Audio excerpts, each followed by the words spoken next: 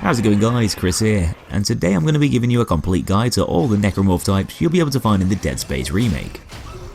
Necromorphs are basically reanimated corpses, mutated into different monstrous forms, due to an alien infection transmitted over signals generated by markers. With the main goal to spread this infection as much as possible by converting as many bodies as they can into twisted murderous creatures.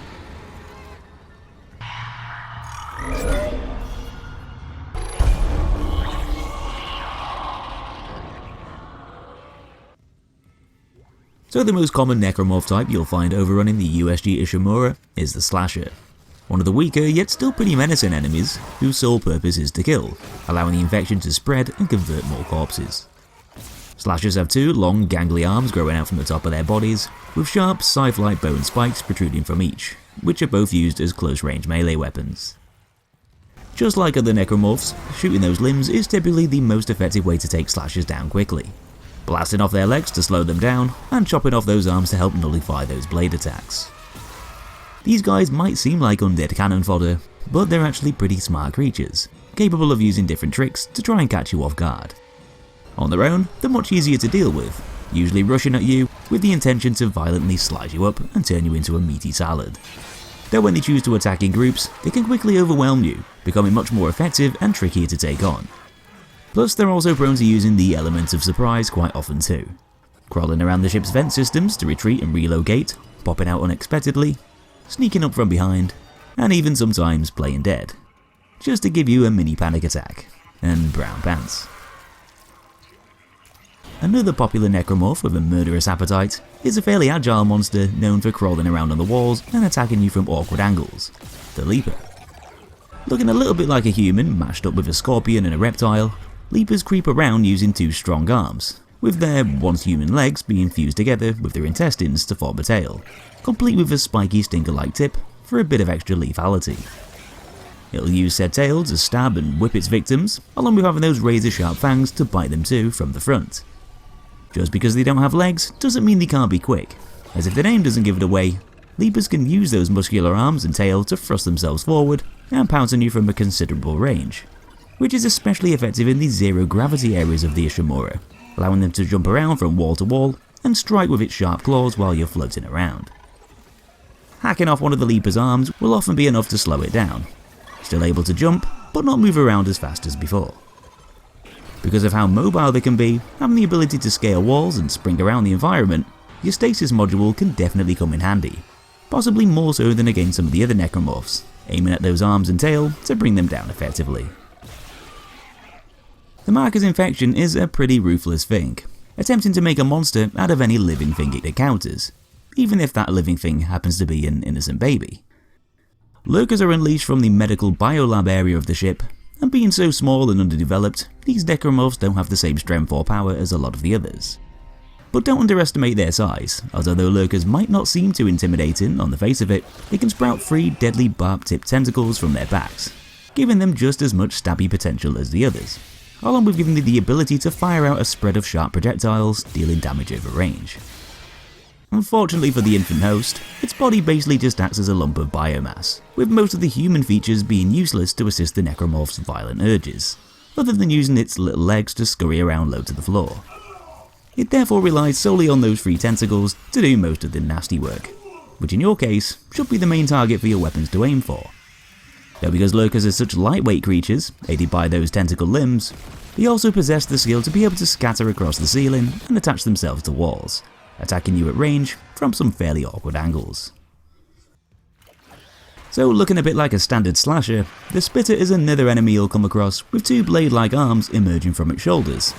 But unlike the slashers, these Necromorphs can generate highly acidic liquid in its organs, which it uses to spit at its targets over distance, corroding their suits and essentially melting them down for a slow, painful death. Spitters might have a similar form and stance to the slashers, though they've got a different appearance to make them more distinguishable, having less flesh, showing more exposed muscle, their bodies covered in large yellow spots, presumably full of acidic bile, and their faces covered in finger-like teeth protruding outwards from their jaw. Instead of charging at you and relying on melee attacks, most of the time they much prefer to keep their distance, firing those acidic projectiles in your direction instead, and attack you over range.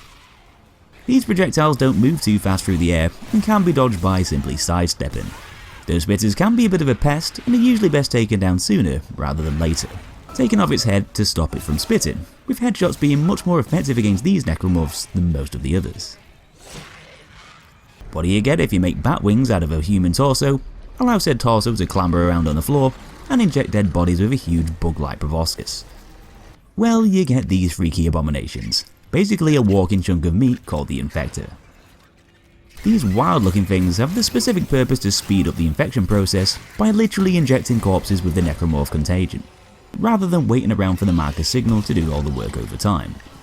Because of this, their priority is to spread the infection, letting their newly formed minions do all the dirty work for them, still being able to stab you with that Infector organ, but not until they've done their primary job first.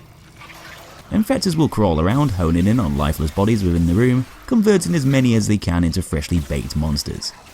They'll essentially mount their targets and hover over them by flapping those wing-like appendages, giving you a brief moment to attack while they're not on the move. A highly advisable thing to do before they litter the room with enemies. Unlike other necromorphs, Infectors don't really have big gangly limbs to chop off, so you'll have to just blow the thing to pieces with direct fire until the creature can't take no more. I guess you could troll the Infector by dismembering those corpses before it gets to them, but don't be surprised if it gets a little bit pissed off. So one of the smallest necromorphs you'll find wriggling around the USG Ishimura are the Swarmers, which are almost useless at taking you down on their own, but are a hell of a lot deadlier when they attack together, which is typically the case, with Swarmers pretty much always being found in swarms. Surprise, surprise.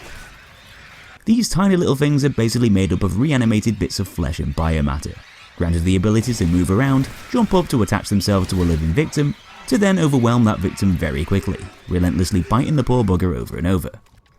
The more that attach themselves, the quicker they're going to bring down their target, and considering how small they are, they can still get to said target at a relatively fast pace. If they do attach, you can smack them off, but don't let too many grab a hold at once, as that health's going to drain down at a super rapid rate. Being so teeny and agile, they can be fairly tricky enemies to actually hit with a lot of conventional weapons, especially when you're taking on a whole bunch of them all at once. So it's generally more effective to use explosives and your trusty flamethrower to barbecue them into oblivion. Next up is the Pregnant, which just looks like a really big slasher that's been to a few too many buffets, but actually has a stomach filled to the brim with deadly swarmers, waiting to be released into the room to hunt you down, should you shoot the Pregnant's belly too much, causing it to explode.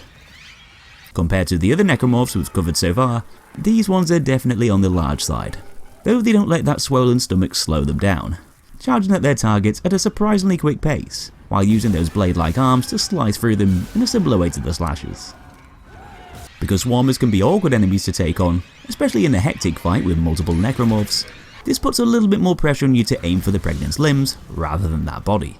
As although that exploding abdomen will take out the Pregnant's ability to walk, those swarmers will often complicate scenarios more so, forcing you to change up your tactics while still having to deal with that crawling Pregnant and other enemies in the area all at the same time. It might be tempting to try and take out those long sword-like arms first, though it can often be a better tactic to go for the legs instead, slowing the Pregnant's movements right down, thus making it easier to finish off while it drags itself around weighed down by its bloated belly. One necromorph you won't actually fight, but is still a very big part of the ship's outbreak. The Corruption is essentially a gigantic mass of living necromorph tissue, which grows and spreads on its own like a giant meaty plant, engulfing anything in the vicinity, blocking off routes for humans to escape while creating a necromorph biome. This is a direct result of the marker's presence, constantly reproducing and growing on its own despite only starting out small. It consumes pretty much every dead thing it comes across to accelerate its spread, becoming a sort of natural habitat for other necromorphs to thrive in. Although the Corruption is technically more of an environmental thing, rather than something that poses a direct threat to you, it's still technically a necromorph of sorts, and one of the largest on the entire ship, hence why it's included here. One of the ways the Corruption can actually attack you physically is through pods that they can spawn. Egg-like vessels containing fleshy tentacles which shoot out from the pod's back and fire sharp barbs at you from a distance. These pods basically act like a self-defense mechanism for the Corruption, being more of a pest on their own, not really dishing out very much damage per hit, but more of a distraction to give other necromorphs a better chance of taking you down. With that said, if there's a lot of pods popping up all around you, or lobbing those spines at you at once, they can still wear down your health pretty quickly, becoming more problematic, forcing you to prioritize your targets quickly in a fight. Though they're not really anything to worry about most of the time, just simply being an annoyance, as pods can be destroyed very easily by shooting the tentacles, which reminds me of another sci-fi horror game. As a byproduct of the corruption, creatures can be mutated from human tissue, fused together with the biomatter growing on the walls. These are known as guardians, merge with the environment, making them immobile, which gradually develop over time into tougher, nastier forms, the longer they're part of the corruption.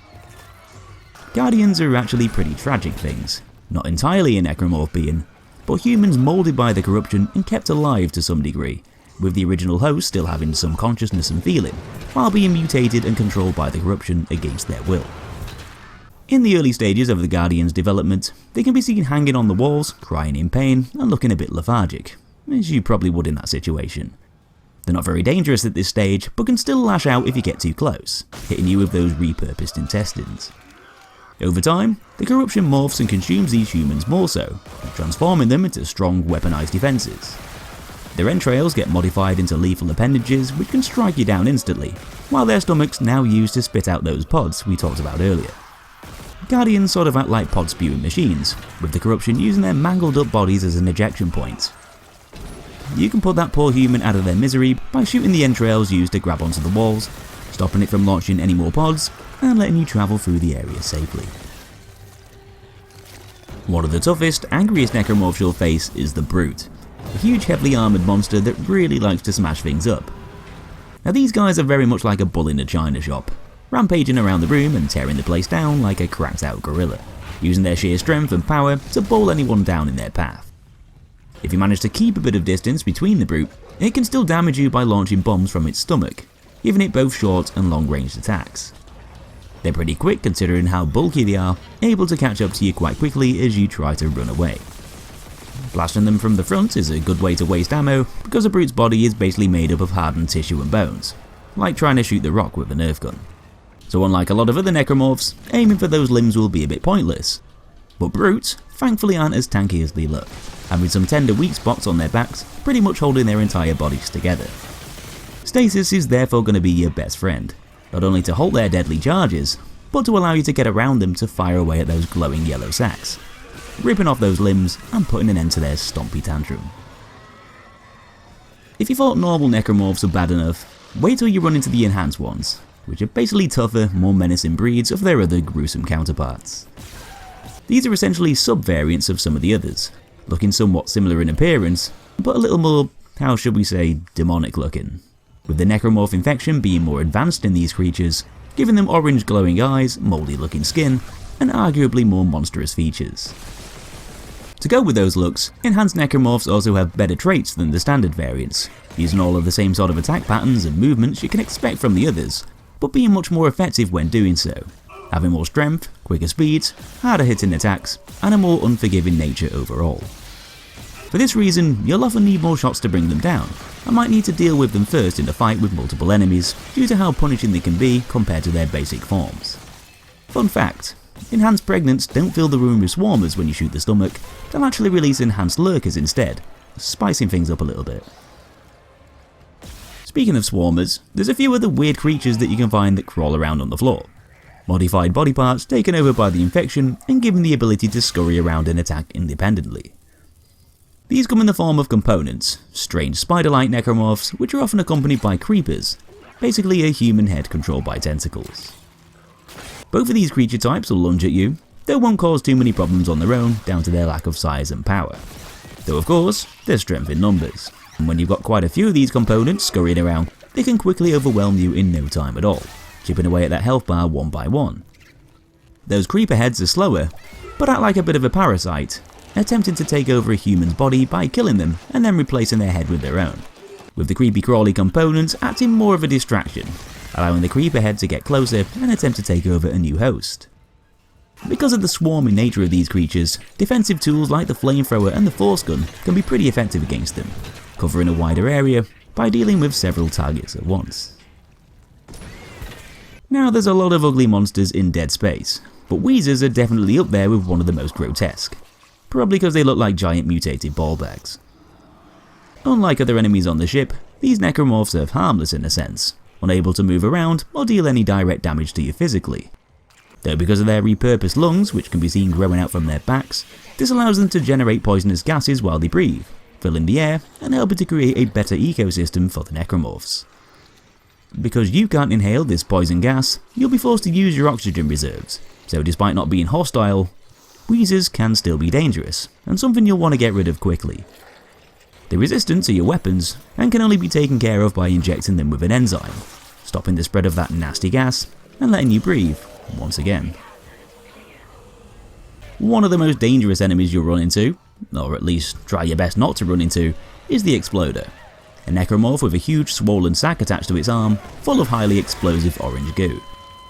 Heavily morphed and disfigured with its legs fused together and its arms elongated, Exploders hop towards you with the sole intention to blast you into pieces, being necromorphs designed to cause maximum damage, potentially to multiple humans at once, sacrificing itself for the greater good. The more corpses it creates, the more fresh bodies for the necromorph infection to transform and utilise. Although not the quickest of enemies, because Exploders can be so lethal, swinging that orange sac in close range to deal severe damage, they're definitely something you'll want to stop earlier rather than later, but they're being especially dangerous when multiple enemies are around all at the same time, which serve as a distraction, letting the Exploder get closer. Although they tend to shriek and wail giving away their positions, you'll still have to watch your back, in an area where there's a few of them around, with Exploders still able to sneak up on you to ruin your day. You can use their own weapons against them, however, by shooting that sac to take them out instantly along with other nearby enemies, or even detach their arm to use it as a throwable bomb, picking it up with kinesis and lobbing it over range at another necromorph. Over the course of the game, you'll have to deal with some gigantic fleshy snake-like tentacles, sometimes being an individual creature, or part of something much bigger. Comprised of muscular tissue and biomatter, they're extremely strong enemies, with some of them punching holes through the ship walls and creating their own lairs, lying in wait to lunge at passing humans like a moray eel waiting for its prey. They'll grab you with a claw-like tip and drag you through corridors to pull you into their hiding spots. Though, unfortunately for them, they also happen to have a similar sort of chemical-filled sac to the Exploders, being their main weak point and something that you'll probably want to shoot before they have a chance to turn you into soup. These tentacles aren't just there to drag you around the place, as sometimes they can emerge from dark shadowy areas to try and squash you into the floor. And although some of them exist as their own entity, others belong to much larger necromorph lifeforms, acting as limbs, which nicely leads me over to the next enemy in the list. One of the main bosses you'll encounter is a gigantic monster known as the Leviathan. If you're a Star Wars fan, then this thing might look kinda familiar. This massive necromorph drifted into the ship from outer space, and chose to cling onto it, forcing its way inside and enter the food storage facility. Its presence allowed the corruption to grow at a much faster rate in that area, which, combined with the air polluting Wheezers, was making the ship even more of a hostile place for humans to survive. It's a safe bet that this creature consumed all of the food kept in the facility, contributing to its size, essentially being a massive blob of meat with tentacles. You'll be floating around in zero gravity while you attack the beast, taking on those lunging tentacles in the same sort of way you deal with the others, shooting those glowing sac areas, disabling them for the Leviathan to use. Though as the fight goes on, the Leviathan's going to start spewing out bomb clusters from its mouth, which are generally worth throwing back to dish out damage. Eventually it's going to get a little bit sick of you doing that, so it'll decide to release toxic gas as well, putting more pressure on you to finish it off quickly, shooting it in the gob, thus causing it to retreat back into space. But that's not the end of the Leviathan's rampage, returning later on in the game to try and get a bit of revenge. It attaches itself to the ship again, causing carnage on the outside, using similar sort of attacks as before, with sweeping tentacle strikes and lunges, along with lobbing those explosive pods. Using a combination of your own weapons and the ship's cannons, you'll need to shoot the monster's weak points while drifting around in space, filling up on oxygen as you do. The Leviathan throws pretty much all it's got at you in this round, getting more and more angry as the fight rages on, eventually spawning loads of huge mines which float around in the area, adding even more peril. Though after using all the ship's cannons and dealing enough damage, you'll finally finish the beast off once and for all, causing it to detach from the Ishimura and drift off back into space once again. Some of the slashers that you'll encounter a little bit later on in the game happen to be wearing tough armour. This is down to the infected human prior to the transformation being miners and engineers, kitted out with the same sort of rig suit as yourself, giving them extra protection. The good news is that their scythe-like arms have pretty much ripped through said suit, leaving them exposed to your attacks. The bad news is, their legs are still covered in that armour. So the once effective strategy of shooting the legs to slow them down is now pretty much out of the window.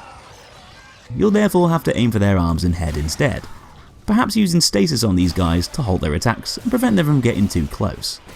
As although they behave in a similar sort of way to the normal slashers, that extra padding can be more than enough to give you a problem, giving you less to shoot at, while giving them a better opportunity to charge at you and slice you up with those blades. Usually one of the creepiest things you'll run into on the ship is the Divider, a tall, lanky creature that sorta looks like a Necromorph version of Slender Man. Most of their muscle structure is missing, and they're practically being held together by strings of Necromorph tissue. And you'll probably hear these guys before you see them, making eerily loud wailing noises and moans, indicating that one's nearby. They'll typically wander toward you at a slow but unnerving way, attempting to hit you with those long, skinny arms, sometimes even using their tongues to attack from a slightly longer range. Dividers can take a fair bit of damage considering how gaunt they are, though their best party trick is to split themselves apart, with that head becoming a creeper and the rest of their bodies becoming those spider-like components. They'll do this after sustaining too much limb damage, which can potentially litter the room with multiple enemies at once, forcing you to adapt to a situation quickly to deal with the Divider's swarming body parts. Tools with wider area of effects can be useful against these guys, like the Force Gun and Flamethrower, splitting them up fast and destroying those components a few at a time. Dividers perhaps aren't the most aggressive Necromorphs in the game, but they're definitely one of the most haunting. On board the USM Valor, a specialised slasher variant known as the Twitcher is born. Undead soldiers and crew members equipped with stasis modules built into their suits, which is essentially merged with the Necromorph infection to create a volatile creature, with rapid reflexes and speed. These guys glitch around, sidestepping in an unnatural and unpredictable way, all while flying at you at a much faster pace than pretty much everything else in the game too, making them extremely dangerous and tricky to take on, especially when surrounded. These erratic movements can't really be countered using your own stasis either, generally being ineffective while the Twitcher's own modules are still intact, though that module does happen to be exposed on their chest, and shooting this will create a stasis pulse, temporarily putting a stop to the creature's constant jittering, while slowing down all the other enemies nearby too. Using the Force Gun is a super effective way to destroy that module easily, and trigger the stasis pulse instantly, allowing you to use all the firepower you've got to finish off that Twitcher while it's stunned in slow motion. Just be aware that you'll need to pretty much hack these guys to pieces before they give up the fight, as they're even known to fake their own deaths at times, readying themselves up for a sneaky pounce attack when you wander on by. Crafty. One of the most aggressive Necromorphs you'll run into, having the unrelenting urge to pursue you over the course of your journey, the Hunter is a special, very individual kind of slasher, an experiment by the game's main antagonist, Dr. Mercer, having similar traits to the normal kind, but modified to be much beefier and more powerful, able to regenerate its limbs shortly after having them taken off. Normal weapons are therefore only good for slowing it down, with it practically being unkillable by conventional methods, so most of the time you'll just simply have to endure its encounters, surviving by trying to get the hell away from it, which is easier said than done a lot of the time, usually appearing when you're locked in a room. How convenient. This isn't made any easier with his onslaught often being accompanied by other Necromorphs, making those scenarios pretty hectic, having to avoid both the Hunter and everything else attacking you in the area. Using stasis will bide you some time to plan your escape, though the only way to really get rid of this monster for good is by using specific mechanisms found on the ship, luring it into traps and holding it there by taking off those limbs, forcing the Hunter to regenerate, while you activate those traps to either freeze or disintegrate it.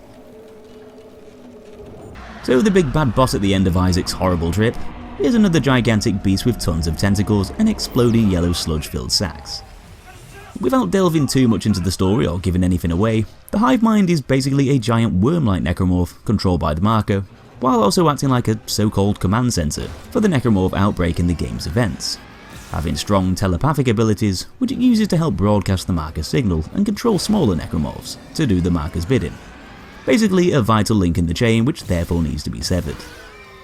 You'll find this creature on Aegis 7 emerging from a massive crater, and it'll tower over, enclosing you into an arena using one of its long tentacles to prevent an escape. It'll then go on to slam the ground in an attempt to flatten you, which can be avoided by simply strafing around, though it also likes to spit out mines and acidic spray which needs to be dodged too, making those tentacle attacks just that little bit trickier to sidestep. In the meantime, you'll need to fight back by shooting those yellow pods around the monster's face and chest cavity, all while avoiding everything it throws at you, even sending waves of smaller necromorphs to attack and distract you in the middle of the fight. Once you've popped those balloons and annoyed the Hive Mind enough, it'll then pick you up and attempt to eat you, giving you one last ditch effort to take it down for good, by blasting away that final sac located near its mouth, killing the Hive Mind and sending its carcass rolling back down the crater. Job done. Now the last enemy in the guide just so happens to be a new Necromorph type, which can technically be found on your first playthrough in specific places, but is much more common in Dead Space's New Game Plus mode, where they can be found quite a lot, even from the start. These are the Phantom variants, which sort of act like even more badass versions of some of the enhanced variants, looking like something that's emerged straight from hell. They've got bright red eyes, shadowy charred skin, and extra bones and appendages, giving them an even more menacing appearance than normal. Acting like a high-powered version of the enhanced ones, Phantom Necromorphs take a buttload of damage while dishing out more damage, move around faster, and pretty much soak up a lot of your ammo, with those limbs being much more resistant to dismemberment, giving you more of a reason to be wary of them, not just because they look like Satan's pets.